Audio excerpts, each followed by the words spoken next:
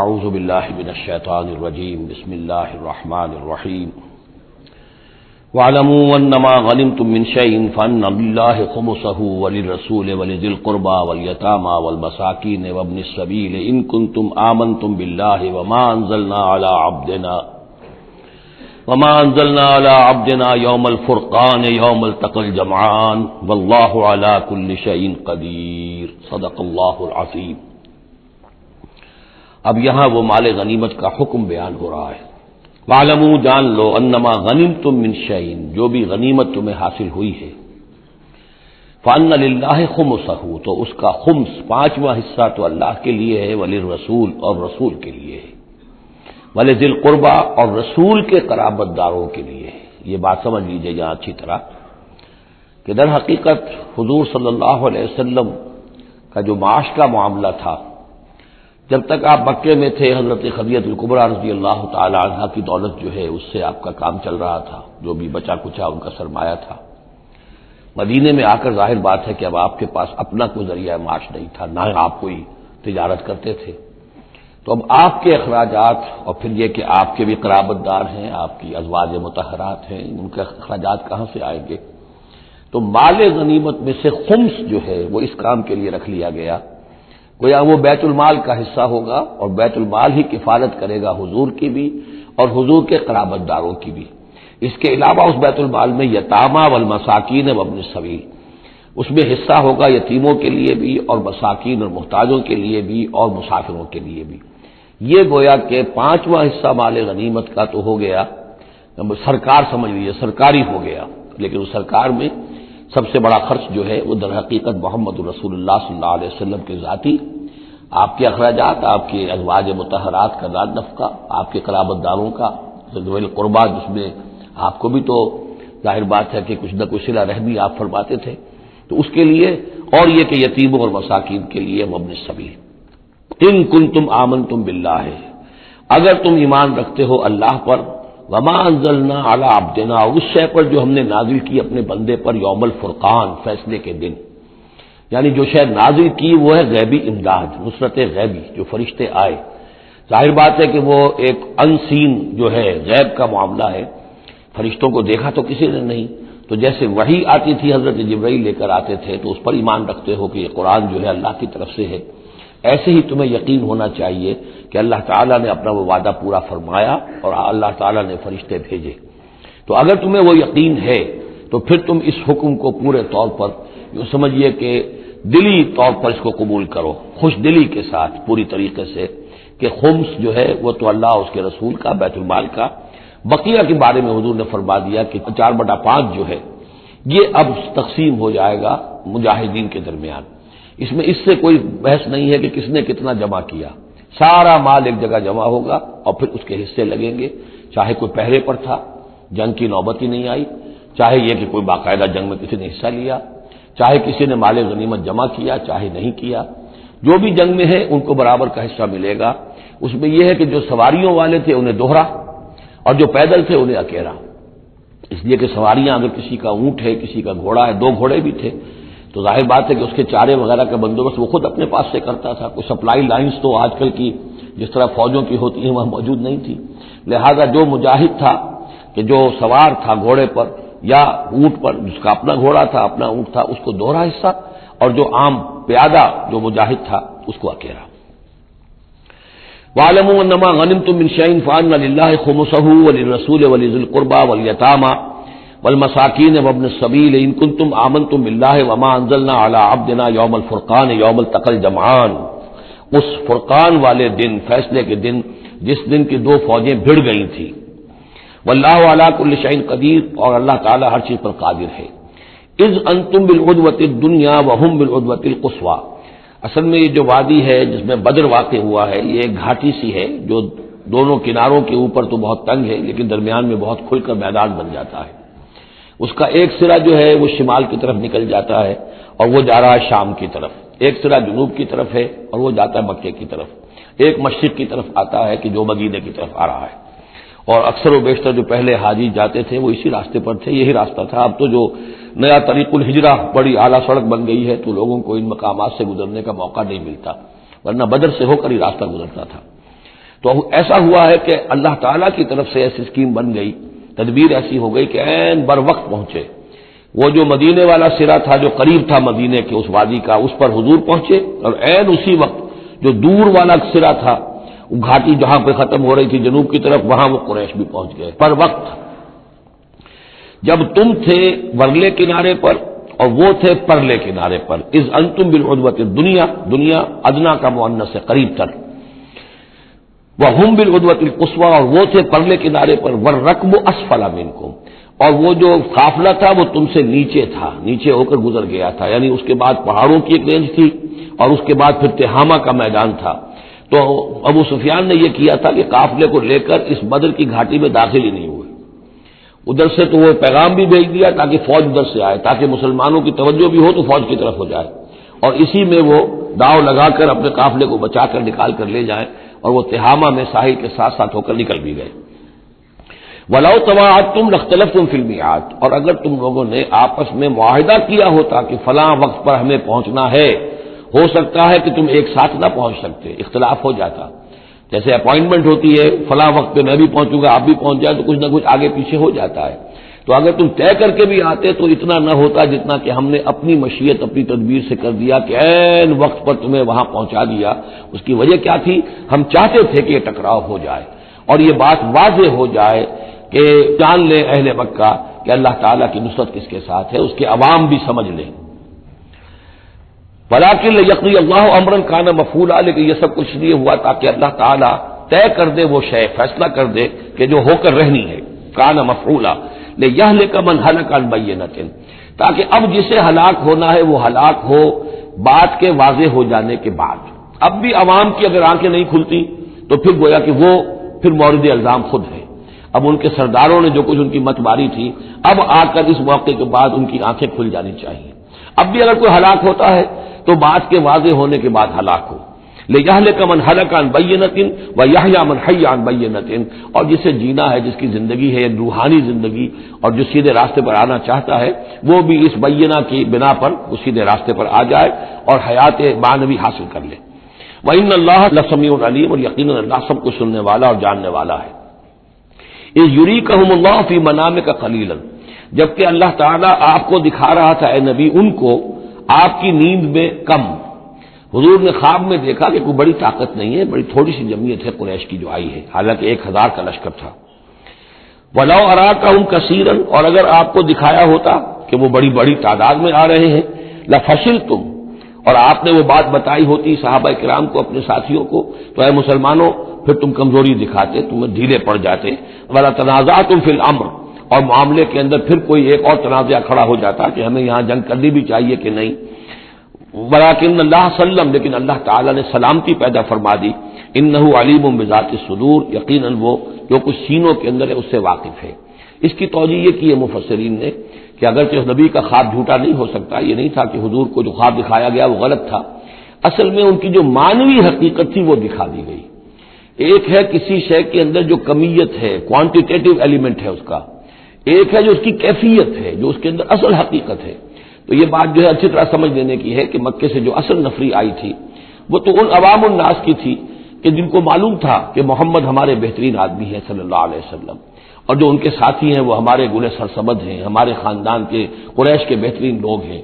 اور پھر یہ کہ انہوں نے کوئی جرم نہیں کیا ہے، کوئی ظلم نہیں کیا ہے، وہ صرف ایک خدا واحد کا کے ماننے والے اور جو ہے وہ نیکیوں کا حکم دینے والے ہیں۔ تو جو ان کے ہاں جو بھی جس کو ہم کہتے ہیں سائلنٹ میجورٹی عوام الناس، ان کے دل اپنے لیڈروں کے ساتھ نہیں تھے۔ آ تو گئے تھے وہ ظاہر، ان کا جبر تھا، ان کا فیصلہ تھا، لیڈروں کا حکم تھا، آ گئے تھے، لیکن مارے باندھے کو آئے ہوئے تھے۔ ان کے دلوں کے اندر وہ بات نہیں تھی کہ جو کسی ایسے لشکر میں ہوتی ہے کہ جو سمجھتا ہے اپنے آپ کو برحق،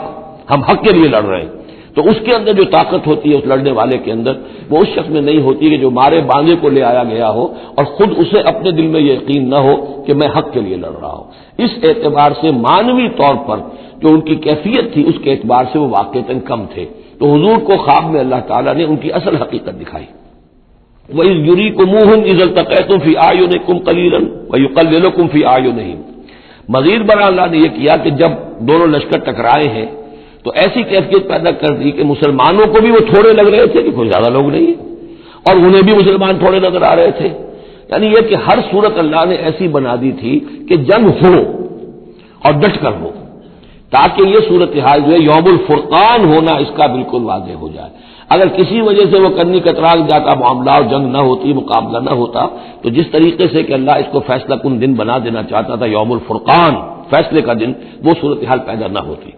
لِيَقْضِيَ اللَّهُ أَمْرًا كَانَ مَفْعُولًا، تاکہ اللہ پورا کر دے اس معاملے کو کہ جو ہونے والا ہی تھا۔ وَإِلَى اللَّهِ تُرْجَعُ الْأُمُورُ، اور تمام معاملات بالآخر تو اللہ ہی کی طرف لوٹا دیے جائیں گے۔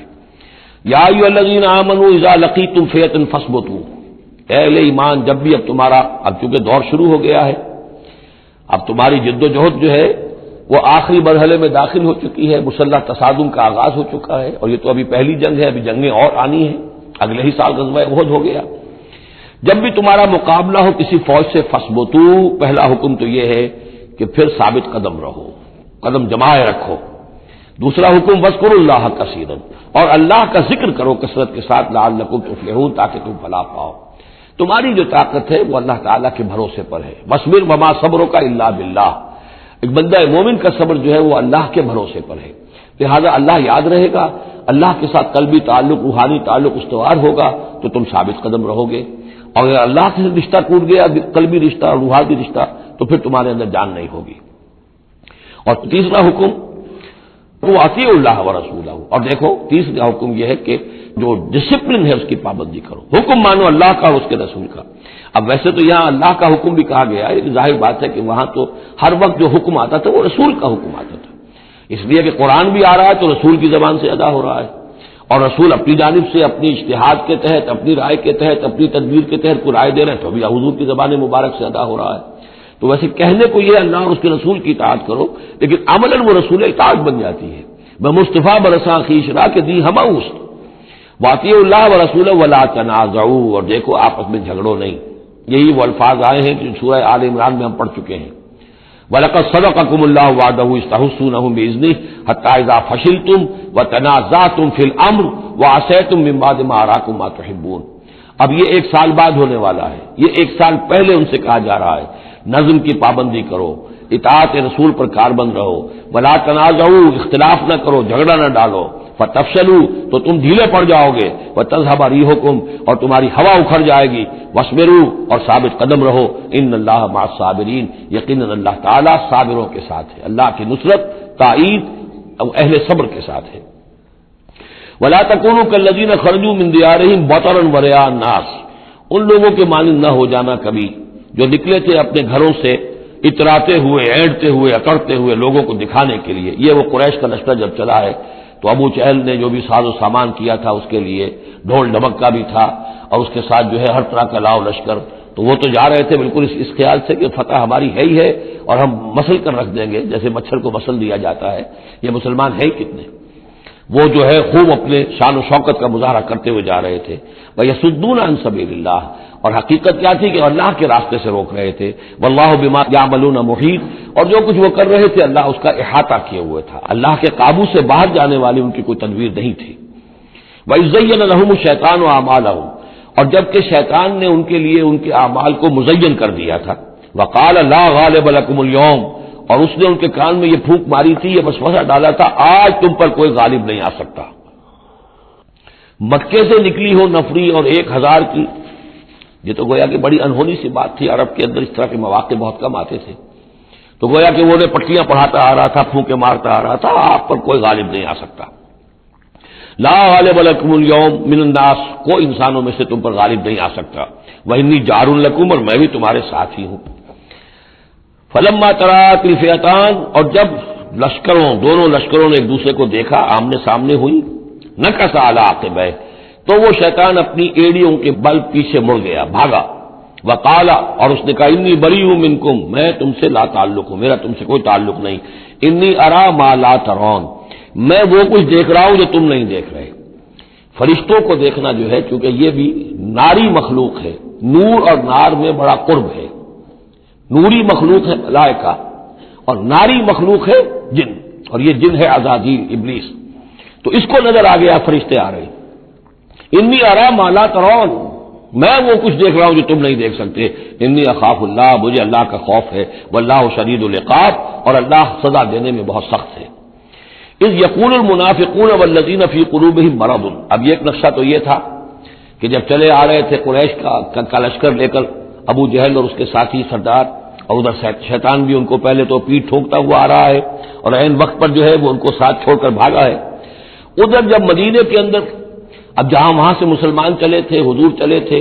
تو جو کوئی منافق پیچھے رہ گئے تھے وہ اب باتیں کر رہے تھے. اذ یقول المنافقون والذین فی قلوبہم مرض، جبکہ کہہ رہے تھے وہ منافق لوگ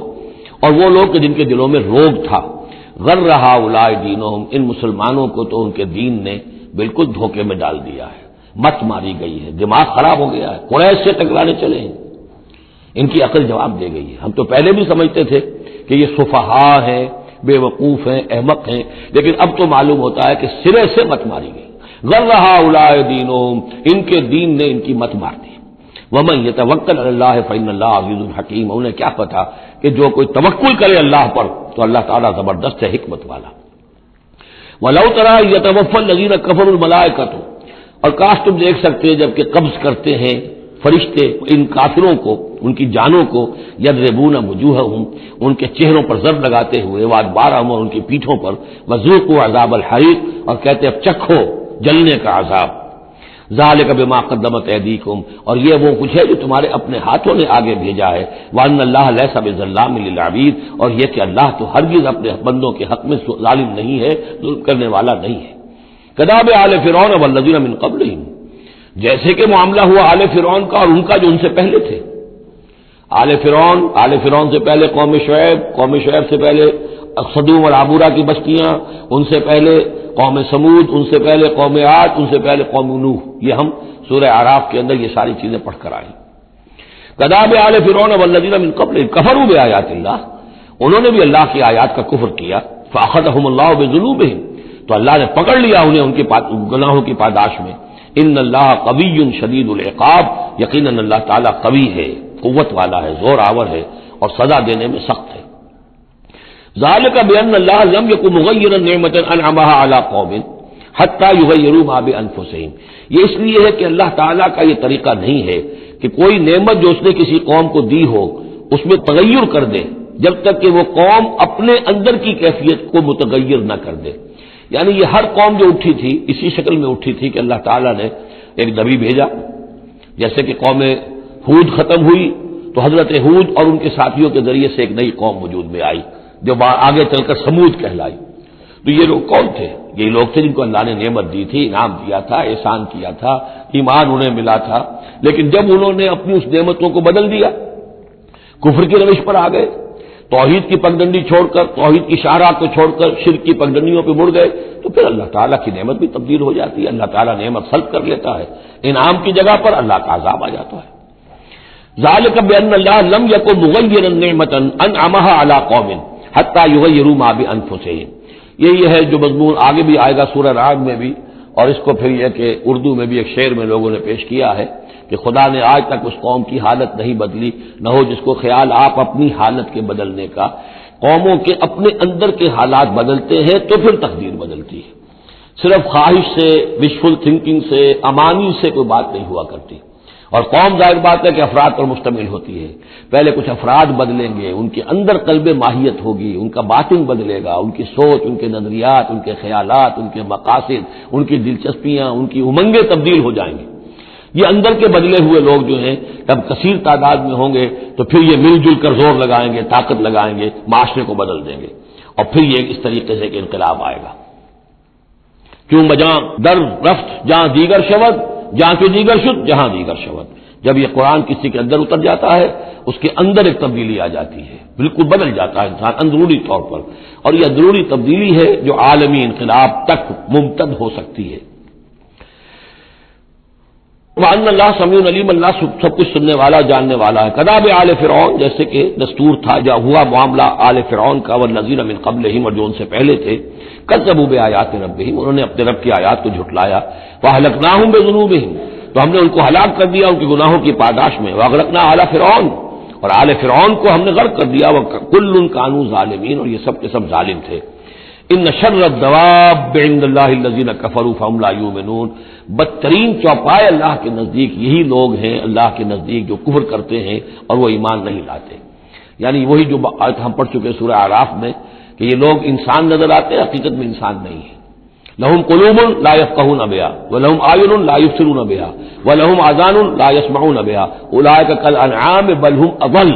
وہ چوپایوں کے مانند ہیں بلکہ ان سے بھی گئے گزرے. اس لیے شرت دواب کہا گیا تمام جانداروں میں اور جمان چوپایوں میں، جانوروں میں سب سے برے لوگ جو ہیں وہ یہ انسان نما حیوان ہیں کہ جن کے اندر عقل نہیں، جن کے اندر شعور نہیں، جو ایمان سے خالی ہیں اور کفر پر اور صرف دنیا کی لذتوں پر ریجھ گئے. الذین عاہدت منہم ثم ینقضون عہدہم فی کل مرۃ وہم لا یتقون. وہ لوگ کہ جن سے آپ نے اے نبی معاہدہ کیا تھا پھر وہ ہر مرتبہ اپنا عہد توڑتے ہیں اور اس کا کوئی ڈر نہیں رکھتے. اب یہ اشارہ ہو رہا ہے یہود کی طرف، کیونکہ حضور جب مدینے میں تشریف لائے تو میں نے آپ کو شروع میں بتا دیا تھا کہ آپ نے بہت بڑا یہ سمجھیے کہ اس کو Montgomery what, professor Montgomery what نے جس قدر تعریف کی ہے اس کی، اور سارے جتنے بھی الفاظ ہو سکتے تھے انگریزی زبان میں، اسٹیٹسمین شپ کہ حضور کا معاملہ، فہمی کا معاملہ، تدبر کا معاملہ، سیاست کو سمجھنے کا معاملہ، اس کی بہت بڑی بات یہ ہے کہ آپ نے یہودی قبائل جو تھے تینوں ان کو معاہدوں میں جکڑ لیا. تو یہ ایک بہت بڑا آپ کا کارنامہ تھا. لیکن اب ظاہر بات ہے جکڑے تو وہ گئے، اندر سے وہ دشمنی کرتے تھے، ساز باز کرتے تھے. اوپر معاہدہ ہے، اندر سے ساز باز چل رہی ہے، پیغامات بھیجے جا رہے ہیں قریش کو کہ کیا کر رہے ہیں آپ لوگ، کیوں دیر کر رہے ہیں، کیوں نہیں حملہ کرتے، ہم اندر سے آپ کی مدد کریں گے. تو یہ خدمت ابھی چل رہی تھی. تو فرمایا الذین عاہدت منہم ثم ینقضون عہدہم. وہ لوگ کہ جن سے نبی آپ نے عہد کیا، معاہدے کیے، اور وہ یہ کہ اپنے معاہدے توڑ رہے ہیں فی کل مرۃ، ہر بار، وہم لا یتقون، اور وہ ڈرتے نہیں ہیں. فإما تثقفنہم فی الحرب، تو اگر آپ پا جائیں انہیں جنگ میں، فشرد بہم من خلفہم، تو ان کو ایسی سزا دیجئے کہ جو پیچھے ہیں ان کے ہوش ٹھکانے آ جائیں، لعلہم یذکرون، تاکہ انہیں عبرت حاصل ہو جائے. یعنی یہ کہ اب ایک تو یہ کہ وہ کوئی صرف ان کی جو ہے وہ وہاں سے خطوط جا آ رہے ہیں، پیغام رسانی ہو رہی ہے، لیکن کہیں اگر ان میں اس کا کوئی شخص جنگ میں بھی پکڑا جائے، واقعتاً وہ جنگ میں شریک ہو جائے، قریش کی طرف سے آ جائے اور پکڑا جائے، تو پھر اس کو وہ سزا دیجئے کہ جو ایک کی سزا جو ہے وہ سینکڑوں کے ہوش ٹھکانے کر دے. یہ ہے مطلب. وَإِمَّا تَثْقَفَنَّهُمْ فِي الْحَرْبِ فَشَرِّدْ بِهِمْ، ایسی سزا ان کو دیجئے من خلفہم کے جو ان سے پیچھے ہیں ان کے بھی ہوش ٹھکانے ہو جائیں، لعلہم یذکرون، شاید کہ پھر وہ نصیحت پکڑ لیں. وَإِمَّا تَخَافَنَّ مِنْ قَوْمٍ خِيَانَةً، اور اگر آپ کسی کو قومی سطح پر اندیشہ ہو جائے آپ کو کسی سے کہ وہ خیانت پر اتر آئی ہے، یعنی ایک ہے انڈیویجول ایکٹس. بنو قریظہ کا کوئی شخص ہے جو کام کر رہا ہے، بنو قریظہ کا سردار کہے گا صاحب مجھے کیا معلوم، یہ ایک شخص کا انڈیویجول معاملہ ہے، اس نے کوئی خط لکھ دیا ہوگا قریش کو یا کوئی سلسلہ جرمانی کیا ہوگا، لیکن یہ ہمارا اجتماعی معاملہ نہیں ہے، ہم معاہدے کے پابند ہیں.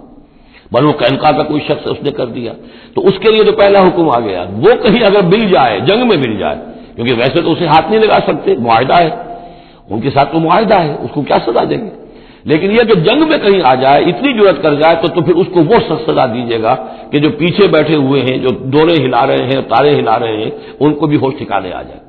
لیکن یہ کہ اگر آپ کو اندیشہ ہو جائے تو کوئی قبیلہ جو ہے وہ خلاف ورزی کرنے پر اتر آیا ہے، خیانت کرنے پر اتر آیا ہے. وَإِمَّا تَخَافَنَّ مِنْ قَوْمٍ خِيَانَةً، کسی کی طرف سے خیانت کا آپ کو اندیشہ ہی ہو جائے، فَانبِذْ إِلَيْهِمْ عَلَىٰ سَوَاءٍ، تو پھر پھینک دیجئے ان کی طرف کھلم کھلا، یعنی پھر معاہدے کو ایبروگیٹ کیجئے، کہہ دیجئے کہ آج سے ہمارا کوئی معاہدہ نہیں. یہ نہیں ہے کہ معاہدہ بھی قائم رہے اور آپ ان کے خلاف اقدام بھی کر دیں، یہ صحیح نہیں. اس لیے کہ یہ مقام جو ہے اخلاقی اعتبار سے بھی غلط ہے، اور خاص طور پر آپ کا مقام، مقام نبوت، اس کے اعتبار سے کسی درجے میں بھی نہیں ہے کہ کسی قوم کے ساتھ معاہدہ بھی ہے، آپ کو اندیشہ ہے کہ وہ خیانت کر رہے ہیں، تو آپ کھلم کھلا اعلان کر دیجئے کہ آج سے میرا اور تمہارا کوئی معاہدہ نہیں، پھر اقدام کیجیے. لیکن یہ کہ بغیر اس اعلان کے کوئی اقدام کرنا ان کے خلاف، یہ در حقیقت اللہ تعالیٰ جو اخلاق چاہتا ہے اہل ایمان کے، اس کے منافی ہے. وَإِمَّا تَخَافَنَّ مِنْ قَوْمٍ خِيَانَةً فَانبِذْ إِلَيْهِمْ عَلَىٰ سَوَاءٍ. اصل میں یہی وہ بات تھی جس کے حوالے سے مولانا مودودی مرحوم نے 1948 میں یہ جو جہاد کشمیر اس وقت ہو رہا تھا اس کے بارے میں رائے ظاہر کی تھی کہ ہندوستان کے ساتھ ہمارے سفارتی تعلقات ہیں، بھارت کے ساتھ ہمارا سارا معاملہ معاہدات کے اوپر چل رہا ہے. پھر اگر یہ کہ معاملہ جو ہے دوسری طرف ہم یہ شکل کر رہے ہیں کہ وہاں پر جنگ کا معاملہ کر رہے ہیں، تو یہ غلط ہے، شریعت کی روح سے، قرآن کی روح سے غلط ہے. ہمیں کھلم کھلا اعلان کرنا چاہیے، جو بھی ہو اللہ تعالیٰ پر بھروسہ رکھنا چاہیے، کھل کر سامنے آنا چاہیے. یہ یا کہ میز کے اوپر تو معاہدہ ہے، ہاتھ مل رہے ہیں اور میز کے نیچے سے ٹانگیں گھسیٹی جا رہی ہیں، یہ دنیا داروں کا دھندا تو ٹھیک ہے، لیکن اسلام کی روح سے ایک اسلام کے نام پر بننے والی مملکت کی حکومت کا یہ طرز عمل درست نہیں ہے۔ یہ تھا وہ معاملہ جو سن 48 میں مولانا مودودی نے یہ رائے ظاہر کی تھی، اور اس پر پھر کافی ان کے خلاف جو ہے عوامی جذبات جو ہیں وہ بہت بلند ہو گئے تھے، مشتعل ہو گئے تھے، اس لیے کہ عوام کی اپنی سوچ ہوتی ہے۔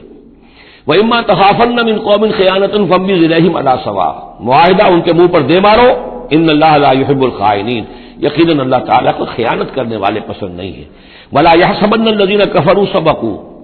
اور نہ سمجھے وہ لوگ جنہوں نے کفر کیا ہے کہ وہ بچ نکلے ہیں، یعنی یہ کہ اب اگر کچھ لوگ بچ کے بھی تو چلے گئے نا، آخر 1000 کی نفری آئی تھی، انہم لا یعجزون، یہ جو بچ کر چلے گئے وہ یہ نہ سمجھے کہ وہ اللہ کو عاجز کر دیں گے، وہ عاجز نہیں کر سکیں گے۔ وَأَعِدُّوا لَهُم مَّا اسْتَطَعْتُمْ، اور اے مسلمانوں اب جب یہ نیا دور شروع ہو ہی گیا ہے تمہاری اس دعوت و تحریک کا، تو اب پوری طریقے سے اپنے امکان بھر سامان حرب تیار کرو۔ اعدوا لہم، اعداد تیاری کرنا، اسلحہ تیار کرو، سامان جنگ تیار کرو، گھوڑے تیار رکھو، رسالہ تمہارا ہونا چاہیے، جو بھی تمہارے لیے ممکن ہے۔ یہ توکل کا مطلب یہ نہیں ہے کہ تم ہاتھ پر ہاتھ دھر کر بیٹھ رہو اللہ تمہاری مدد کرے گا۔ اعدوا لہم ما استطعتم، اپنی استطاعت جو ہے اس کی حد تک تو پوری تیاری کرو، من قوت، طاقت سے بھی، ومن رباط الخیل، اور پلے ہوئے گھوڑوں کے ذریعے سے بھی، اس لیے کہ اس زمانے میں جنگ کے لیے سب سے زیادہ جو مؤثر شے تھی آپ کو معلوم ہے وہ گھوڑا، تیز رفتار ہے، اونٹ جو ہے تیز دوڑ نہیں سکتا ہے۔ اور اسی حوالے سے آج سمجھ لیجئے ہمارے لیے بہت اہم مسئلہ ہے یہ، اللہ تعالیٰ نے شاید عالم اسلام میں پورے میں پتہ نہیں 50 60 70 کتنے ملک دنیا میں ہیں مسلمان کہلاتے ہیں، ایک ملک ہے صرف جسے ایٹمک صلاحیت دی ہے، اور یہ امانت پوری امت مسلمہ کی ہے، مسلمانوں نے پاکستان کے پاس، اور اس کے بارے میں اگر امریکہ کا دباؤ قبول کر لیا گیا تو یہ سب سے بڑی خیانت ہوگی اللہ کے ساتھ، امت مسلمہ کے ساتھ، اللہ کے دین کے ساتھ۔ وہ اسرائیل لے کر بیٹھا ہوا ہے ایٹم بم کے، اس کے پاس انبار لگے ہوئے، لیکن یہ ہے کہ ساری پالیسی جو چل رہی ہے وہ یہ کسی طریقے سے پاکستان کا، ایک عراق کے بارے میں اندیشہ ہوا تھا کہ اسے ایٹمی دانت نکل سکتے ہیں، اس ایک مرتبہ اس کا وہ ایٹمک پلانٹ جو ہے اس کا بھرکس نکال دیا تھا، دوسری مرتبہ یہ کہ اس کا پورا بھرکس ہی نکل گیا، اگلا پچھلا کھایا پیا سب اگلوا دیا۔ اور پاکستان پر سارا دباؤ، ساری ڈپلومیسی جو بھی چل رہی ہے اس وقت، کان کھولنے کی اور آنکھیں کھول کر دن گزارنے کی ضرورت ہے۔ ہمیں حکم یہ کہ جو بھی اللہ نے تمہیں دیا ہے، تمہارا امکان، جو بھی تمہارے پاس امکانی طاقت ہے اسے سنبھال کر رکھو، ڈیٹرنٹ۔ اعدوا لہم ما استطعتم من قوت ومن رباط الخیل ترہبون بہ عدو اللہ، تاکہ تم اللہ کے دشمنوں کو اس سے ڈرا سکو، یہی ہے ڈیٹرنٹ، تو معلوم ہو کہ ان کے پاس وہ طاقت ہے۔ وعدوکم، اور اپنے دشمنوں کو بھی ڈرا سکو، وآخرین من دونہم، ایک تو ہے اللہ کے دشمن اور تمہارے دشمن ایک اور بھی ہیں جو ان کے سوا ہیں، ان کے پرے ہیں، انہیں تم نہیں جانتے، لا تعلمونہم اللہ یعلمہم، اللہ انہیں جانتا ہے، یعنی وہ مارے آستین منافقین ہیں، یہ تمہاری اپنی آستینوں کے اندر بیٹھے ہوئے ہیں، تمہیں پتہ بھی نہیں ہے کہ وہ لوگ بھی در حقیقت ففتھ کالمسٹ عنصر ہے کہ جو در حقیقت تمہاری تباہی چاہتا ہے، بربادی چاہتا ہے۔ وما تنفقوا من شیء، اب ظاہر بات ہے کہ اگر ساز و سامان فراہم کرنا ہے، اسلحہ فراہم کرنا ہے، اور ساز و سامان کے لیے جو ہے گھوڑے تیار کرنے ہیں تو انفاق کرنا پڑے گا۔ انفقوا مما رزقناکم وما تنفقوا من شیء فی سبیل اللہ یوفی الیکم، اور دیکھو جو کچھ بھی تم خرچ کرو گے اللہ کی راہ میں وہ پورا پورا تمہیں مل جائے گا، پورا پورا دیا جائے گا، وانتم لا تظلمون، اور تم پر کوئی زیادتی نہیں ہوگی، تمہاری کوئی حق تلفی نہیں ہوگی۔ تم دو تو صحیح، اب وہ پورے 2 رکوع ذہن میں لے آئیے جو سورہ بقرہ میں ہم نے پڑھے تھے کہ اگر کوئی شخص اللہ کی راہ میں مال خرچ کرتا ہے، فی سبیل اللہ خرچ کرتا ہے، جیسے ایک دانہ جو ہے وہ زمین کے اندر ڈال دیتے ہو، اس سے جو ایک پودا نکلتا ہے، اس میں سٹے ہوتے ہیں، 7 سٹے ہیں، اور ہر سٹے کے اندر 100 دانے ہیں، تو وہ ایک دانہ 700 دانے پیدا کر رہا ہے، اور اللہ تعالیٰ جس کو چاہے گا 700 گنا سے بھی زیادہ اجر و ثواب دے گا۔ کہاں سیت کر رکھ رہے ہو اپنے پیسے، خرچ کر دو اسے، اس لیے کہ اب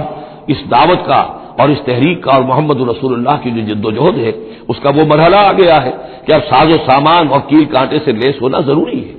وَأَعِدُّوا لَهُم مَّا اسْتَطَعْتُم مِّن قُوَّةٍ وَمِن رِّبَاطِ الْخَيْلِ تُرْهِبُونَ بِهِ عَدُوَّ اللَّهِ وَعَدُوَّكُمْ وَآخَرِينَ مِن دُونِهِمْ لَا تَعْلَمُونَهُمْ اللَّهُ يَعْلَمُهُمْ وَمَا تُنفِقُوا مِن شَيْءٍ فِي سَبِيلِ اللَّهِ يُوَفَّى إِلَيْكُمْ وَأَنتُمْ لَا تُظْلَمُونَ وَإِن جَنَحُوا لِلسَّلْمِ فَانجَحْ لَهَا، اور اے نبی اگر وہ اپنے بازو اپنے کندھے نیچے گرا دے امن کے لیے، صلح کے لیے، اگر قریش آمادہ ہو جاتے ہیں تو آپ بھی جھک جائیے، کوئی بات نہیں، صلح کر لیجیے۔ وتوکل علی اللہ، اللہ پر توکل کیجیے، یعنی یہ کہ اگر وہ صلح کرنے کے اوپر آمادہ ہے صلح کر لیجیے، اور ڈریے نہیں کہ ہو سکتا ہے وہ چال چل رہے ہوں، نہیں، صلح کا جواب صلح سے دیجیے،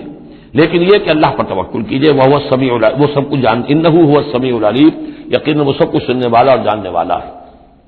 وَإِن يُرِيدُوا أَن يَخْدَعُوكَ، اور اگر وہ چاہتے ہو کہ آپ کو دھوکہ دے دیں، فَإِنَّ حَسْبَكَ اللَّهُ، تب بھی آپ نہ گھبرائیں، آپ کے لیے اللہ کافی ہے، اللہ کی طرف سے ضمانت ہے۔ هُوَ الَّذِي أَيَّدَكَ بِنَصْرِهِ وَبِالْمُؤْمِنِينَ، وہی تو ہے اللہ جس نے اے نبی آپ کی مدد کی ہے اپنی نصرت سے اور اہل ایمان کے ذریعے۔ یہ ذرا نوٹ کیجیے، اللہ نے محمد کی مدد کی ہے اہل ایمان کے ذریعے،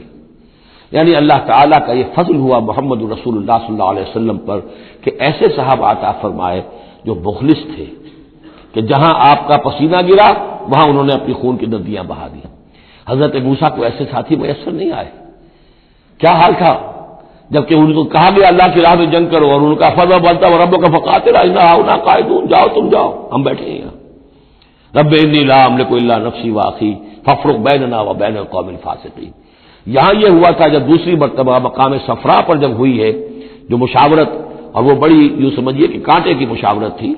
وہاں بھی کچھ لوگ زور دے رہے تھے مسلسل کہ چلیے ہمیں چلنا چاہیے پہلے قافلے کی طرف، وہ تو آپ کو سیرت کی کتابوں میں پڑھنا ہوگا،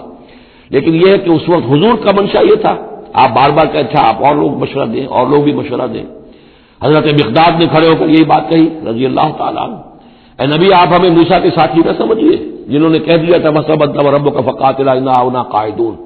ہم آپ کے ساتھی ہیں، آپ جو حکم دیں ہم حاضر ہیں۔ حضرت ابوبکر نے تقریر کی، حضرت عمر نے تقریر کی، حضور دیکھ رہے ہیں انصار کا کیا منشا ہے، ان کی کیا رائے ہے۔ پھر کھڑے ہوئے حضرت سعد،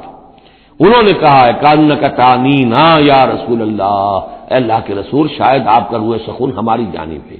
شاید اس وجہ سے کہ ہمارا جو معاہدہ ہوا تھا بیعت عقبہ ثانیہ میں وہ یہ تھا کہ اگر مدینے پر حملہ ہوگا تو ہم آپ کی حفاظت کریں گے، شاید یہ گمان ہے آپ کا۔ فإنا آمنا بک وصدقناک، ہم آپ پر ایمان لا چکے، ہم نے آپ کی تصدیق کی، ہم نے آپ کو اللہ کا رسول مانا، اب ہمارے پاس کوئی آپشن نہیں ہے، خدا کی قسم اگر آپ اپنا گھوڑا سمندر میں ڈال دیں گے ہم بھی آپ کے پیچھے اپنی سواریاں سمندر میں ڈال دیں گے، اور خدا کی قسم اگر آپ ہمیں کہیں گے ہم اپنی اونٹنیوں کو دبلا کر دیں گے برق الغماد تک جا پہنچیں گے، یعنی یمن کا شہر ہے برق الغماد، وہاں تک پہنچ جائیں گے چاہے ہماری اونٹنیاں لاغر ہو جائیں۔ اس کے بعد حضور کا چہرہ کھل اٹھا کہ انصار کی طرف سے بھی ان کے ایک رئیس نے یہ بات کہی ہے، پھر آپ نے کہا چلو اب بدر کی طرف۔ تو یہ اللہ تعالیٰ نے گویا کہ حضور کی مدد کی ہے اہل ایمان سے۔ هو الذی ایدک بنصرہ، ایک تو اللہ کی مدد آئی آسمان سے، فرشتے آئے،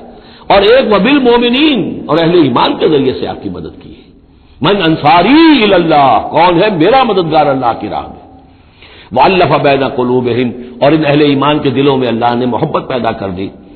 لَوْ أَنفَقْتَ مَا فِي الْأَرْضِ جَمِيعًا مَا أَلَّفْتَ بَيْنَ قُلُوبِهِمْ، ارے نبی اگر آپ دولت کے ذریعے سے محبت پیدا کرتے کہ لوگوں کو زیادہ سے زیادہ ان کے دل کی نرمی کے لیے، تالیف قلب کے لیے جو ہے پیسے دیے جائیں، اگر زمین کی ساری دولت بھی آپ خرچ کر دیتے تو ان میں یہ تالیف، یہ الفت پیدا نہیں ہو سکتی تھی۔ وَلَٰكِنَّ اللَّهَ أَلَّفَ بَيْنَهُمْ، یہ تو اللہ تعالیٰ ہی نے ان کے مابین یہ الفت پیدا کر دی ہے۔ یہ ہم سورہ آل عمران میں بھی پڑھ چکے ہیں کہ تمہارا معاملہ جو ہے اذ کنتم اعداء فالف بین قلوبکم فاصبحتم بنعمتہ اخوانا، آیت نمبر 103 ہے سورہ آل عمران کی۔ وکنتم علی شفا حفرۃ من النار فانقذکم منها کذالک یبین اللہ لکم آیاتہ لعلکم تہتدون، تم تو تباہی کے آگ کے گڑھے کے کنارے تک پہنچ چکے تھے۔ ولکن اللہ الف بینہم انہ عزیز حکیم، یقیناً وہ زبردست ہے حکمت والا۔ یا ایھا النبی حسبک اللہ ومن اتبعک من المؤمنین، اے نبی آپ کے لیے اللہ کافی ہے اور وہ کہ جو پیروی کر رہے ہیں آپ کی اہل ایمان میں سے۔ ایک ترجمہ تو اس کا یہ ہوگا، یعنی جو اگر اوپر والی آیت کے ساتھ اس کو جوڑے، ایک یہ بھی ہو سکتا ہے اے نبی اللہ کافی ہے آپ کے لیے بھی، اور جو آپ کی پیروی کرنے والے ہیں مسلمان ان کے لیے بھی، ان کے لیے بھی اللہ کفایت کرتا ہے، ان کی مدد کے لیے، ان کو سہارا دینے کے لیے۔ تو یہ ایسی کنسٹرکشن ہے جملے کی کہ دونوں معنی لیے جا سکتے ہیں۔ یا ایھا النبی حرض المؤمنین علی القتال، اب یہ تحرید کا لفظ پھر آ گیا جو سورہ نساء میں ہم پڑھ چکے ہیں۔ وحرض المؤمنین علی القتال، اے نبی شوق دلائیے، ترغیب دلائیے، ابھاریے، ایمان کے جذبات کو ذرا اپیل کیجئے اہل ایمان کے کہ وہ قتال پر آمادہ ہوں۔ یہ میں آپ کو بتا چکا ہوں کہ اعلان عام اس طریقے کا کہ فرض ہے جنگ میں نکلنا ہر مسلمان کے لیے، یہ صرف تبوک میں ہوا سن 9 میں جا کر۔ پورے 9 برس تک قتال فی سبیل اللہ کے لیے تحریض تھی، ترغیب تھی، اور یہ تحریض گاڑی ہو کر تحریض بن گئی، بس لازم نہیں تھا۔ اسی لیے ہم سورہ نساء میں پڑھ چکے ہیں کہ اس کے باوجود جو اس ترغیب کی وجہ سے آگے بڑھے قتال کے لیے نکلے ان کے اونچے درجات ہیں، لیکن یہ کہ جن لوگوں کو چونکہ فرض عین نہیں کیا گیا تھا لہذا اگر کوئی نہیں نکلے تو ان کے اوپر کوئی مواخذہ نہیں۔ لیکن یہ کہ غزوہ تبوک میں نفیر عام تھی کہ ہر صاحب ایمان کا نکلنا ضروری ہے۔ حرض المؤمنین علی القتال ان یکن منکم 20 صابرون، اگر تم میں سے 20 ہوں گے صبر کرنے والے، یغلبوا 200 تو وہ 200 پر غالب آ جائیں گے۔ وَإِن یکن منکم 100، اور اگر ہوں گے تم میں سے 100، یغلبوا 1000، وہ غالب آ جائیں گے 1000 پر، من الذین کفروا، کافروں میں سے، بأنہم قوم لا یفقہون، اس لیے کہ وہ سمجھ نہیں رکھتے۔ سمجھ سے مراد کیا ہے؟ انہیں اپنے موقف کی حقانیت کا یقین نہیں ہے۔ ایک شخص ہے جو جانتا ہے میں حق پر ہوں، میں حق کے لیے لڑ رہا ہوں۔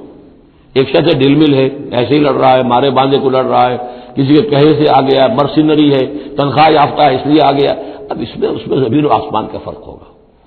تو ان لوگوں کو چونکہ وہ شے حاصل نہیں ہے لہذا ان کی حالت کیا ہے کہ اگر آپ 10 ہوں گے 100 پر غالب آ جائیں گے۔ لیکن اس کے بعد جو اگلی آیت آ رہی ہے وہ گویا کہ اس کی کچھ عرصے کے بعد یقیناً نازل ہوگی، جو یہاں شامل کر دی گئی۔ الآن خفف اللہ عنکم، اب اللہ نے تم پر سے تخفیف کر دی ہے، وعلم ان فیکم ضعفا، اور اللہ کے علم میں ہے یہ بات کہ تمہارے اندر کچھ کمزوری آ گئی ہے۔ لیکن یہ کمزوری کیسے آئی ہے اس کو سمجھ لینا چاہیے۔ سابقون الاولون، مہاجرین اور انصار کے اندر کوئی کمزوری نہیں آئی معاذ اللہ، ابو بکر اور عمر میں یا سعد بن معاذ میں رضی اللہ تعالیٰ عنہم اجمعین، ان میں کوئی کمزوری نہیں آئی۔ لیکن جو نئے مسلمان آ رہے تھے جن کی ابھی تربیت نہیں ہوئی تھی، اوسط گر رہا ہے۔ ظاہر بات ہے جو نئے لوگوں کی تعداد بڑھ رہی ہے، جن کی تربیت اتنی نہیں ہوئی ہے، جن کے اندر ایمان ابھی اتنا گہرا نہیں اترا ہے، اتنا راسخ نہیں ہوا ہے، تو اس کے حوالے سے اب فرض کیجئے کہ 1000 کے اندر پہلے تو ایسے ہوتے تھے کچے پکے جو ہیں وہ 20 ہیں، 50 ہیں، 100 ہیں، اب یہ ہے کہ ان کی تعداد بڑھتی جا رہی ہے اگر، تو نتیجہ کیا ہوگا کہ اوسط جو ہے وہ گر جائے گی۔ اس اوسط کے اعتبار سے اب تمہارے اندر کچھ کمزوری آ گئی ہے۔ فَإِن یَکُن مِّنکُم 100 صابرۃ یغلبوا 200، اب بھی یہ ہے کہ اگر تمہارے اندر 100 ہوں گے کہ جو صبر کرنے والے ہوں گے وہ 200 پر غالب آ جائیں گے۔ وَإِن یَکُن مِّنکُم 1000، اور اگر تم میں سے 1000 ہوں گے، یغلبوا 2000 بِإِذْنِ اللَّهِ، تو وہ 2000 پر غالب آ جائیں گے اللہ کے اذن سے۔ وَاللَّهُ مَعَ الصَّابِرِينَ، اور یقیناً اللہ صبر کرنے والوں کے ساتھ ہے۔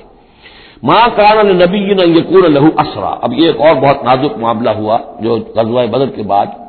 کہ وہ جو 70 قیدی پکڑے گئے ان کا کیا کیا جائے۔ جو قریش کے 70 قیدی، اب اس کی ایک شکل تو یہ تھی، مشاورت کی حضور نے، حضرت ابوبکر کی ایک رائے تھی، حضور کی اپنی رائے بھی وہی تھی، اس لیے کہ جو مزاج حضور کا تھا، آپ شفیق، نرم، رؤوف، رقیق القلب، یہی معاملہ حضرت ابوبکر کا تھا۔ حضرت عمر تھے سخت، اشدہم فی امر اللہ عمر، حضرت عمر کی یہ رائے تھی کہ ان سب کو قتل کر دینا چاہیے، اگر ہم نے فدیہ لے کر یا قوم معاف کر دیا ویسے ہی چھوڑ دیا یہ پھر دوبارہ آئیں گے، کفر کو تقویت حاصل ہوگی۔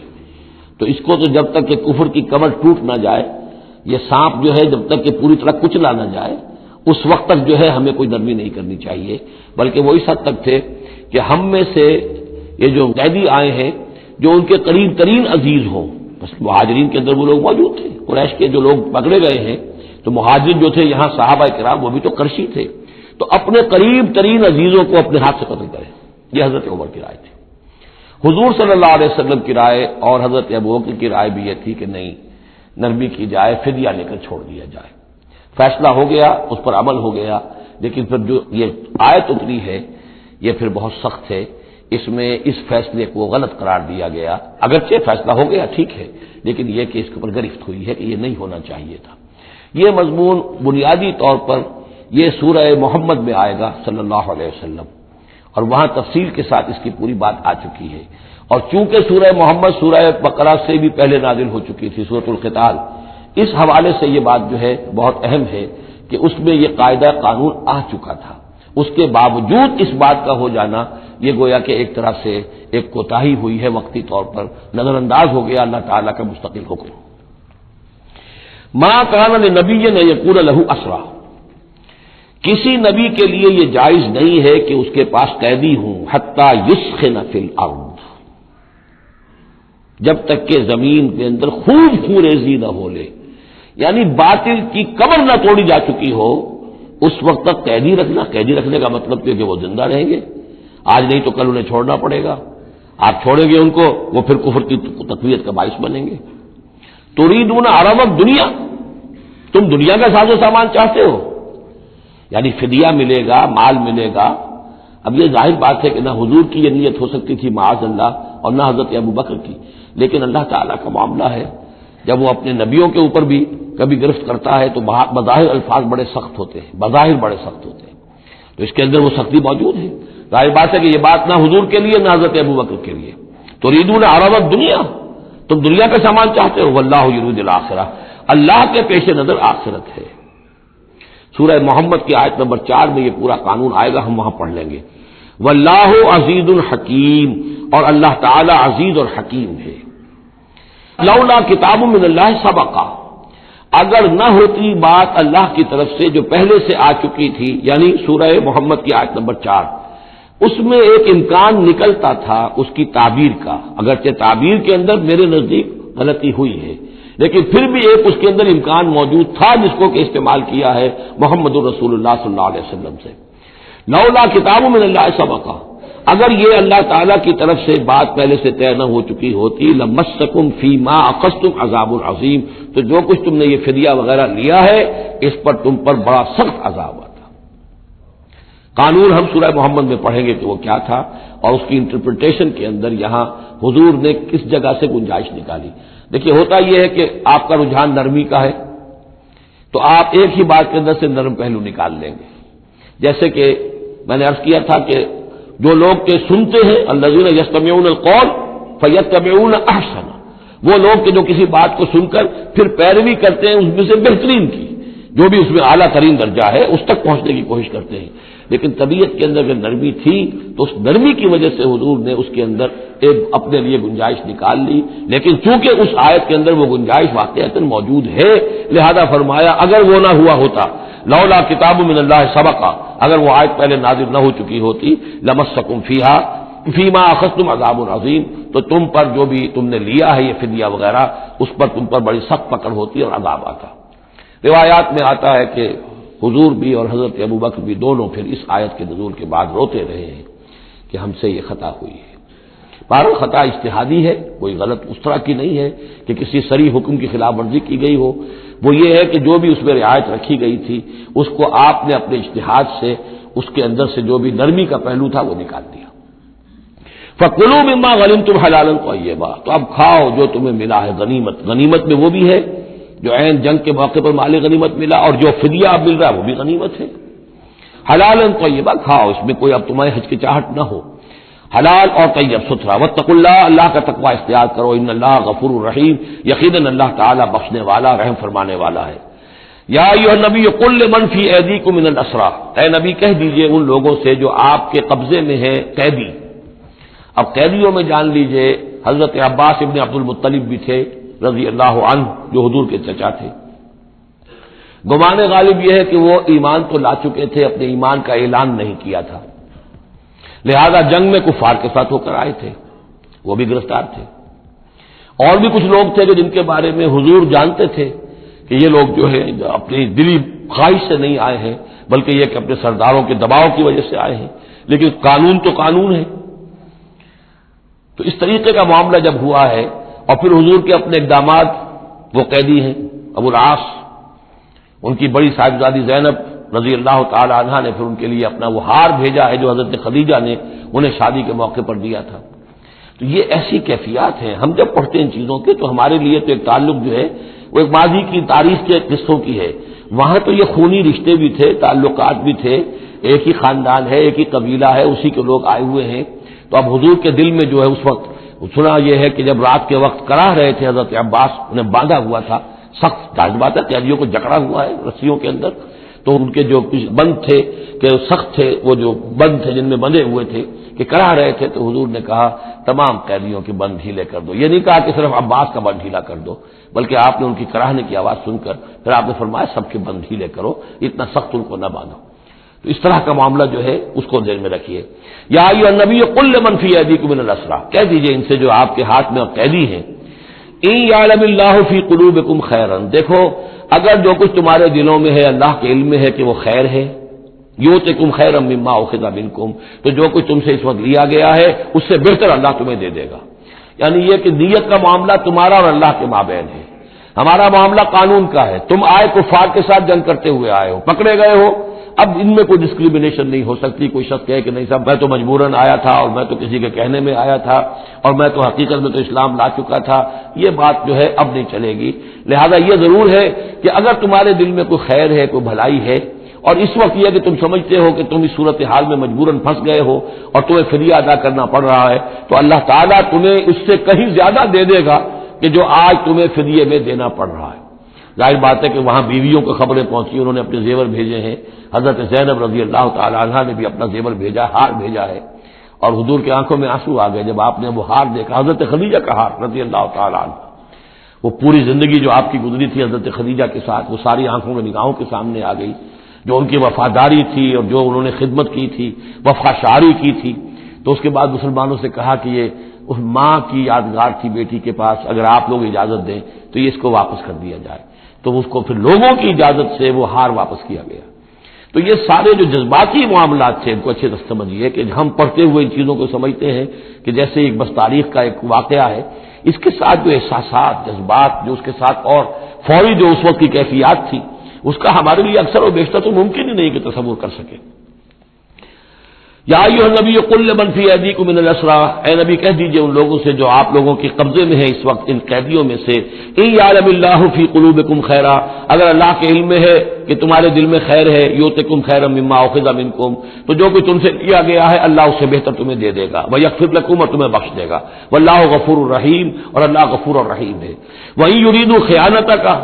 اور اگر یہ آپ سے خیانت کرنا چاہیں، جھوٹ بول رہے ہوں، جھوٹی قسمیں کھا رہے ہوں کہ ہمارے ساتھ تو معاملہ یوں ہو گیا تھا اور ایسے آ گئے تھے، فقد خان اللہ من قبل، تو پھر یہ پہلے اللہ سے بھی خیانتیں کرتے رہے ہیں. منہم فامکن منکم، اللہ تعالیٰ نے ان کو پکڑوا دیا. واللہ علیم الحکیم، اللہ حکیم اور علیم ہے. اب یہ یوں سمجھیے کہ کنکلوڈنگ آیات ہے سورہ مبارکہ کی. ان الذین آمنوا وہاجروا وجاہدوا باموالہم وانفسہم فی سبیل اللہ والذین آووا ونصروا اولئک بعضهم اولیاء بعض، یقیناً وہ لوگ جو ایمان لائے اور جنہوں نے ہجرت کی اور جہاد کیا اپنے اموالوں اور جانوں کے ساتھ اللہ کی راہ میں، اور وہ لوگ جنہوں نے انہیں پناہ دی اور ان کی مدد کی، اولئک بعضهم اولیاء بعض، یہ وہ لوگ ہیں کہ جو ایک دوسرے کے ساتھی ہیں، رفیق ہیں. یہ آپ نے بات سمجھ لی. اس وقت تک مسلمان معاشرہ جو ہے یہ دو حصوں میں علیحدہ علیحدہ منقسم تھا، مہاجرین، انصار. اگرچہ مہاجرین اور انصار کو بھائی بھائی بنایا جا چکا تھا، لیکن ظاہر بات ہے کہ صرف اس طرح کے تعلق سے وہ پورا جو قبائلی نظام جو ہے وہ ایک دم تو تلپٹ نہیں ہو جاتا. تو اس وقت تک یہ صورتحال بھی یہ ہے کہ جو پہلے جو 8 مہمیں حضور نے بھیجی ہیں اس میں کسی انصاری کو شریک نہیں کیا، وہ ایکسکلوسیولی مہاجر فینومینن تھا. جنگ بدر میں پہلی مرتبہ جو ہے انصار شریک ہوئے ہیں، ورنہ پہلے صرف مہاجرین تھے. لہذا وہ پہلی آیت جو ہے ان الذین آمنوا، وہ لوگ جو ایمان لائے، وہاجروا، انہوں نے مکے سے ہجرت کی، مدینے آ گئے، وجاہدوا باموالہم وانفسہم فی سبیل اللہ، اور انصار مدینہ تو اب جہاد میں شریک ہوئے ہیں. یہ 1.5 سال سے اس جہاد میں پہلے سے چلے آ رہے ہیں کہ پوری 8 مہمیں جو پہلے کی ہیں وہ ایکسکلوسیو جو ہیں وہ صرف مہاجرین نے کی ہیں. وجاہدوا باموالہم وانفسہم فی سبیل اللہ، یہ ایک طبقہ ہو گیا، ایک جماعت ہو گئی. والذین آووا، اور انصار کی شان کیا ہے؟ انہوں نے انہیں جگہ دی، پناہ دی، اپنے گھر تقسیم کر دیے، اپنی دکانیں تقسیم کر دی، اور اس طریقے سے مسلمانوں کے لیے اپنے دلوں میں بھی اور اپنے گھروں میں بھی پوری جگہ پیدا کی. اولئک بعضهم اولیاء بعض، انہوں نے مدد بھی کی، یہ سب ایک دوسرے کے ساتھی ہیں. والذین آمنوا ولم یہاجروا، اور وہ لوگ کہ جو ایمان لائے لیکن ہجرت نہیں کی، ما لکم من ولایتہم من شیء، تمہارا ان کے ساتھ اب کوئی تعلق نہیں. آگے چل کر سورہ نساء میں جو بعد میں نازل ہوئی ہیں، پڑھ چکے ہم پہلے، ان میں تو یہ ہے کہ وہ کافر اور منافق قرار دیا گیا. ان کے ساتھ وہی سلوک کرو جو کافروں کے ساتھ ہے، انہیں پکڑو اور قتل کرو، الا یہ کہ کسی ایسی قبیلے سے ہوں جن کے ساتھ تمہارا معاہدہ ہو، وہ پورا قانون وہاں آ گیا ہے۔ لیکن یہاں بھی پہلی بات بتا دی گئی، اب کوئی ولایت باہمی تمہاری ان کے ساتھ نہیں ہے۔ یعنی فرض کیجئے کوئی شخص کہتا ہے میں تو ایمان لا چکا تھا، مجبوراً آیا تھا، آئے تھے لیکن ہجرت کیوں نہیں کی؟ جب ہجرت نہیں کی تو اب تمہارا شمار ہوگا انہی لوگوں کے ساتھ جن کے ساتھ تم جنگ کر کے آئے ہو۔ تم یہ نہیں کہہ سکتے کہ میرا تعلق جو ہے اہل ایمان سے شمار کیا جانا چاہیے۔ والذین آمنوا ولم یہاجروا ما لکم من ولایتہم من شیء، تو کوئی تمہاری ان سے رفاقت نہیں ہے، کوئی تعلق نہیں ہے، کوئی عہد نہیں ہے، کوئی قول و قرار نہیں ہے۔ یہ آیت بھی معلوم ہوتا ہے کہ انہی جو اسیر تھے غزوہ بدر کے، انہی کی طرف اصل میں روح سکون ہے، حتیٰ یہاجروا، جب تک کہ وہ ہجرت نہ کریں۔ ہاں واپس جائیں، فدیہ دے کر جائیں، پھر ہجرت کر کے آ جائیں تو ٹھیک ہے، پھر وہ مسلمانوں میں سے ہوں گے، تمہارے بھائی ہوں گے، تمہارے حمایتی ہوں گے اور تم ان کی حمایت کرو گے۔ وَإِنِ اسْتَنصَرُوكُمْ فِي الدِّينِ، اور وہ لوگ کہ جو ایمان تو لائے لیکن ہجرت نہیں کی، اپنے اپنے قبیلوں میں رہے یا مکے میں رہے، اگر وہ تم سے مدد مانگے دین میں، فَعَلَيْكُمُ النَّصْرُ، تو اے مسلمانوں تم پر واجب ہے ان کی مدد کرنا، إِلَّا عَلَىٰ قَوْمٍ بَيْنَكُمْ وَبَيْنَهُم مِّيثَاقٌ، سوائے اس کے کہ وہ کسی ایسی قوم سے تعلق رکھتے ہوں کہ جن کے تمہارے درمیان کوئی معاہدہ ہے۔ اگر کوئی قبیلہ ہے کہ جس کے ساتھ حضور نے معاہدہ کیا ہوا صلح کا، اور وہاں کوئی مسلمان ہے اور وہ ہجرت تو کر نہیں رہا، وہاں سے وہ مدد کی درخواست کرتا ہے کہ میری مدد کی جائے، تو اس کے خلاف اس کی مدد نہیں کی جائے گی، اس لیے کہ قوم کے ساتھ معاہدہ ہے۔ واللہ بما تعملون بصیر، اور جو کچھ تم کر رہے ہو اللہ اسے دیکھ رہا ہے۔ والذین کفروا بعضهم اولیاء بعض، اور وہ لوگ جنہوں نے کفر کیا وہ ایک دوسرے کے ساتھی ہیں، ایک دوسرے کے حمایتی ہیں، ایک دوسرے کے پشت پناہ ہیں۔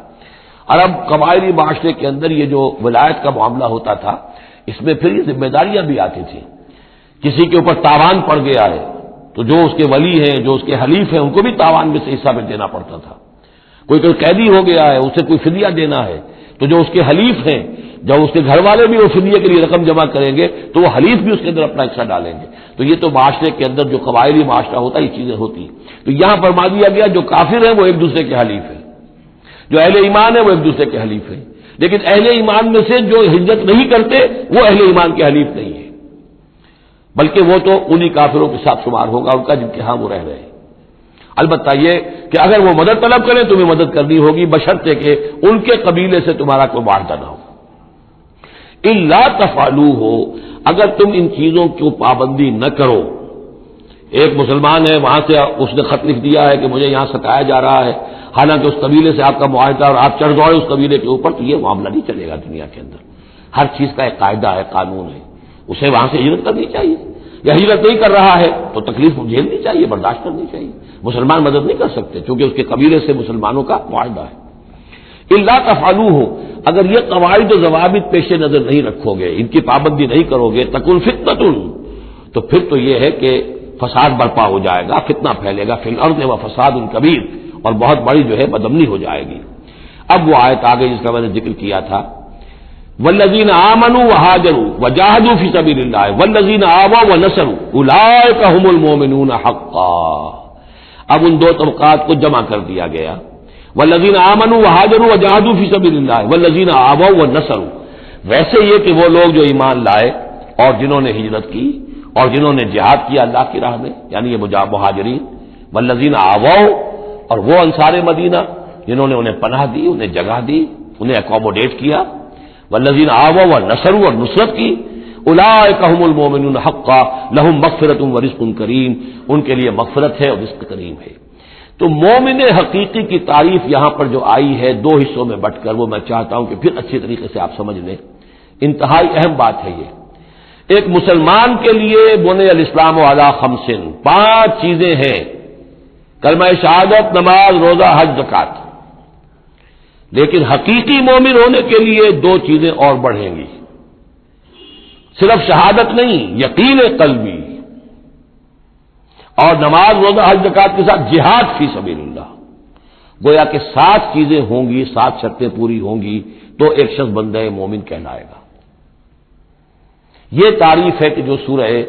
الحجرات کی آیت نمبر 14-15 میں آئی، وہاں پہلے فرمایا قالت الاعراب آمنا قل لم تؤمنوا ولکن قولوا اسلمنا ولما يدخل الايمان في قلوبكم، یہ بدو کہہ رہے ہیں ہم ایمان لے آئے، اے نبی ان سے کہہ دیجئے تم ایمان نہیں لائے ہو، بلکہ یوں کہو کہ مسلمان ہو گئے، ہم نے اطاعت قبول کر لی ہے، ابھی تک ایمان تمہارے دلوں میں داخل نہیں ہوا۔ اب اگلی آیت میں پھر اسی سیاق کے اندر اگلی آیت میں مومن کون ہے؟ انما المؤمنون الذین آمنوا باللہ ورسولہ ثم لم یرتابوا، مومن تو وہ ہے جو ایمان لائے اللہ پر، اس کے رسول پر، پھر شک نہ باقی رہے، یقین بن جائے۔ اور دوسرے وجاہدوا باموالہم وانفسہم فی سبیل اللہ، اور وہ جہاد کریں اللہ کی راہ میں اپنی جانوں اور مالوں کے ساتھ، اولئک هم الصادقون، صرف وہ سچے ہیں۔ اس کو میں نے پرکار سے تشبیہ دی تھی۔ اب اگر وہ دل میں یقین ہے تو اس کی کیا کیفیات پیدا ہو جائیں گی؟ دلی یقین کی کیفیات وہ شروع میں آ گئی ہیں۔ انما المؤمنون الذین اذا ذکر اللہ وجلت قلوبہم، اہل ایمان تو وہ ہیں حقیقت میں کہ جب اللہ کی یاد کرتے ہیں، اللہ کا ذکر ہوتا ہے، ان کے دل لرز اٹھتے ہیں۔ وَإِذَا تُلِيَتْ عَلَيْهِمْ آيَاتُهُ زَادَتْهُمْ ایمانا، جب ان کو اللہ کی آیات پڑھ کر سنائی جاتی ہیں ان کے ایمان میں اضافہ ہوتا ہے۔ وَعَلَىٰ رَبِّهِمْ يَتَوَكَّلُونَ، ان کا توکل، ان کا بھروسہ کل کا کل اللہ کی ذات پر ہے۔ الذین یقیمون الصلاۃ ومما رزقناہم ينفقون، اور وہ لوگ جو نماز قائم کرتے ہیں اور انفاق کرتے ہیں اللہ کی راہ میں اس میں سے جو ہم نے دیا۔ اولئک هم المؤمنون حقا، یہ ہے سچے مومن، پکے مومن۔ لیکن یہ مومن کی شخصیت کی تصویر کا ایک رخ ہے۔ بدقسمتی سے ہمارے ہاں یہ دو رخ علیحدہ ہو گئے۔ معاملہ یہ ہے کہ یہ ہے ایک ورق،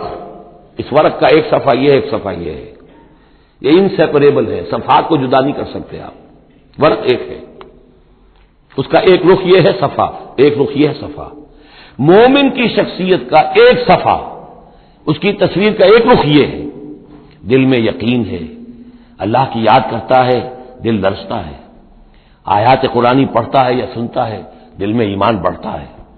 ہر معاملے میں توکل، اس کا بھروسہ اللہ کی ذات پر ہے، نماز قائم کیے ہوئے ہے، زکوٰۃ ادا کرتا ہے، اللہ کی راہ میں خرچ کرتا ہے۔ یہ شخصیت کا ایک رخ ہو گیا، اولئک هم المؤمنون حقا۔ لیکن یہ ایک رخ ہے، اور دوسرا رخ کیا ہے؟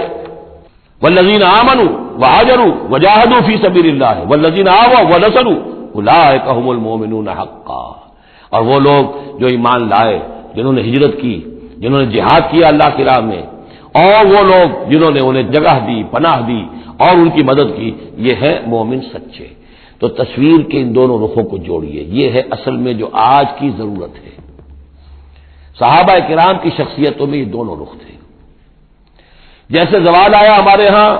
اڑائے کچھ ورق لالے نے، کچھ نرگس نے، کچھ گل نے، چمن میں ہر طرف بکھری ہوئی ہے داستاں میری، دین کے حصے بکھرے ہو گئے، کوئی حلقے ذکر کے ہیں تو ان کو جہاد وغیرہ سے کوئی غرض نہیں، کوئی جہادی تحریکیں ہیں تو ان کے اندر جو ہے وہ دوسری کیفیات نہیں۔ اس طرح کے معاملات جو ہے تقسیم ہو چکے ہیں۔ جب تک کہ یہ مکمل شخصیتیں وجود میں نہیں آئیں گی، یہ ظاہر بات ہے صحابہ کی کمیت کے اعتبار سے تو وہاں تک نہیں پہنچ سکتے، لیکن ان کا عکس تو ہو، اس طرح کی کیفیت متوازن طریقے پر۔ اگر 25% ادھر ہے 25% ادھر بھی ہو، 10% ادھر ہے 10% ادھر بھی ہو، لیکن ایک ہی طرف 70% ہو جائے، دوسری طرف 0 ہو، وہ معاملہ گڑبڑ ہے۔ یہ دونوں جو رخ ہے شخصیت کے، ان کو جمع کرنے کی ضرورت ہے۔ اولئک هم المؤمنون حقا لهم مغفرۃ ورزق کریم، ان کے لیے مغفرت ہے اور رزق کریم ہے۔ اللهم ربنا اجعلنا منهم، اللهم ربنا اجعلنا منهم والذین آمنوا من بعد وهاجروا وجاهدوا، اور جو لوگ بعد میں ایمان لائے یا لائیں گے اور ہجرت کریں، جہاد کریں، وجاہدوا معکم، تمہارے ساتھ ہو کر جہاد کریں، فاولئک منکم، تو اے مسلمانوں وہ تم ہی میں سے ہیں، تمہاری جماعت، تمہاری امت حزب اللہ کے حصے ہوں گے۔ وَأُولُو الْأَرْحَامِ بَعْضُهُمْ أَوْلَىٰ بِبَعْضٍ فِي کتاب اللہ، البتہ اللہ کا جو قانون ہے، جو شریعت ہے، مثلا جو وراثت کا معاملہ ہے، اس کا تعلق جو اولو الارحام کے ساتھ ہے۔ یہ جو بھائی چارہ تھا اس کے بنا پر وراثت نہیں ہے، وراثت ہوگی وہی جو رحمی رشتے ہیں جن کے بنا پر کہ وراثت کا قانون بنا دیا گیا۔ اولو الارحام بعضهم اولیٰ ببعض فی کتاب اللہ، اللہ کی شریعت کے ضابطے کے قانون میں بہرحال جو رحمی رشتے ہیں وہ یقیناً مقدم ہے۔ ان اللہ بکل شیء علیم، یقیناً اللہ تعالی ہر چیز کا علم رکھتا ہے۔ بارک اللہ لی ولکم فی القرآن العظیم ونفعنی وإیاکم بالآیات والذکر الحکیم۔